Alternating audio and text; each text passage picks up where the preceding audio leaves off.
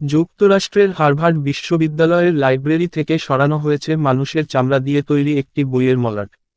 দীর্ঘ ৯০ বছর বইটি তাদের লাইব্রেরিতেই সংরক্ষিত ছিল। আরও বিস্তারিত জানার জন্য পুরো ভিডিওটা দেখুন। নতুন নতুন মিস্টারিয়াস ভিডিওর জন্য চ্যানেল সাবস্ক্রাইব করুন। ১৯ শতকের বই destinies of the soul, a meditation on the life after death এর বইটি বাঁধাইয়ে মূলত ব্যবহার করা হয়েছিল মানুষের চামড়া। ২০১৪ সালে হার্ভার্ড বিশ্ববিদ্যালয় কর্তৃপক্ষ জানতে পারে এটি ছিল মূলত এক নারীর চামড়া। বিশ্ববিদ্যালয়টি জানিয়েছে, মানবদেহের এই অংশটির একটি সম্মানজনক নিষ্পত্তির জন্য এখন ফরাসি কর্তৃপক্ষের সঙ্গে পরামর্শ চলছে।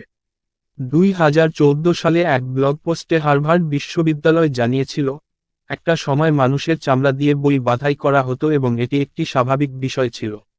ওই সময় বিশ্ববিদ্যালয় কর্তৃপক্ষ আরও জানিয়েছিল, এই বইটির প্রথম মালিক ছিলেন লুডোভিক বোল্যান্ড নামের এক চিকিৎসক।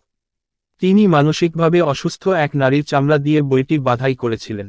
ওই নারী হার্ট অ্যাটাক করে মারা গিয়েছিলেন, আর লুডোভিক বোল্যান্ড ওই হাসপাতালে কাজ করতেন। সেখান থেকেই তিনি নারীর চামড়াটি সংগ্রহ করেন। এই বইটি লিখেছিলেন ফরাসি লেখক আর্সেন হোসে। চিকিৎসক লুডোভিক বোল্যান্ড লেখককে একটি চিঠিতে বলেছিলেন, যেহেতু বইটি মানুষের আত্মা নিয়েই লেখা হয়েছে, ফলে এটি মানুষের চামড়ার মলাট পাওয়ার যোগ্য। ২০২২ সালে হার্ভার্ড একটি প্রতিবেদন প্রকাশ করেছিল।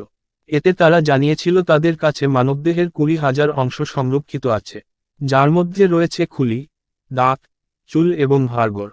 ভিডিওটা ভালো হলে অবশ্যই লাইক ও শেয়ার করুন।